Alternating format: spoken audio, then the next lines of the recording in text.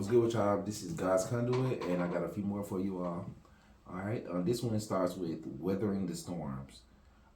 This message is going to be for someone who is going through a long battle. There's always going to be people who come and try to get in your way, who try to backstab, and who try to make your path hard. But you can't allow those different things to make you want to go inside. Sometimes you have to weather the storm and go ahead and go outside and do the activities that you're meant to do despite the weather. Um, Sometimes I could say for me, um, when there's a whole lot of different challenges that are being presented, then I always like to try to look inside and see, analyze whether or not the thing is godly or if it isn't. I always like to analyze whether I I feel like this is something that if I was to keep into my life, then basically it will lead to a better life later. And when you choose to try to analyze the behaviors you have, then basically you're at least making a concerted effort to listen to what God has to say and realize that He's that little that thing that's arguing whether or not you should, um, be it smoking, drinking, whatever sin that basically, even though drinking is not considered a sin because it's in the Bible and everything else, basically overindulgence is. So whatever sin or anything like that that basically has held you captive, then basically you're supposed to speak favor over it and speak that basically you're favored above whatever um, demons in the form of sins maybe gnawing at you. Next one is taking an arrow on the battlefield. When you're a soldier for God, then basically there are times when you will be, it seems like almost set up to fail. Um, like how they say, for chosen ones, we are given a very, very difficult path in life, but it's not meant to break us, it's meant to refine us.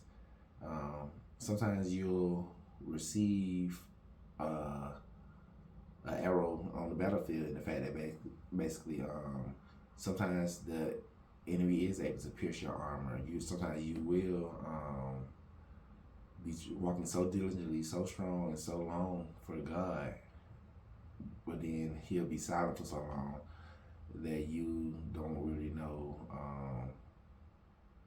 if He has your back all the way. And those are the times when you have to go ahead and trust God, because He actually does have your back. He will help you and save you from those people who are trying to hurt you, trying to bring you down. Those bad influences that are trying to have you continue on with the lifestyle that you feel like you no longer resonate with. Putting back things that don't belong to you. All right, so certain things like you can try them on for size and they definitely feel like they don't fit. Like if you were to try to be a ice skater and it like being bad at something is one thing, but basically not having passion for it is another thing. If you don't have any passion for ice skating, once you try it, then it just may not be for you. But if you are a type of person who looks for a challenge, who likes to, who sees the beauty in it, in the same way as how these motivational messages, the reason I was able to more easily resonate with it is because I like motivating people. I very much enjoy it. Like I was always that shoulder to cry on for my friends and stuff like that, and I was very empathetic to where I could feel where they were coming from, and I could like try to use my faculties to try to figure out a good way or course of action for them to take to where they'll be more resolute in their feelings and they'll get done the thing that they feel like is distressing them. Bringing back the drive you once had. This is speaking to someone who basically the drive that they had feel like it's almost plucked out. Sometimes you'll go so hard um, in the beginning of a marathon that you don't realize that you should have reserved some of your strength, and it'll just make you feel very, very burnt out. You can feel burnt out because the marathons aren't anything physical; it's more metaphorical marathon where, let's say, you've been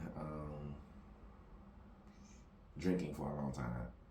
And basically, it's a true marathon to, even once you decide that you're going to stop drinking, it's a true marathon to um, abstain from drinking, and seeing as the fact that so many people around you are readily drinking. It become a norm thing. Sometimes it'll your feeling of wanting to be even included in the with the people will basically be something that's fighting against you and your resoluteness with God, and saying that you want to slow down from drinking or stop totally. So it's important to know that those are the different ways that it seems like demons can come upon us. Is because they're trying to urge us or make it very much more simple to not follow the seven deadly sins that he set for us, with the rules that surround the seven deadly sins, which means basically try your best to avoid those things. They're all on a sliding scale, whether it be gluttony, pride, wrath. All those things they're on a sliding scale. But it's important for you to keep them in mind and temper them and try to make sure that nothing gets to an extreme. No matter how difficult the situation is, we try to keep our emotions pulled in to the point where you know that you're not going too far in the eyes of God. You have to make sure that even if someone very, very much wronged you, that you don't turn into a bad person just by being consumed with wrath for the fact that that person did you wrong. You have to just keep on going and keep on being your good self. You have to let those things fly off and give them to God, because other people's actions they will have to settle for. You have to go ahead and fly with all of the difficult things that have been introduced into your life. You have to let those things go and continue to shine the shine that God gave you.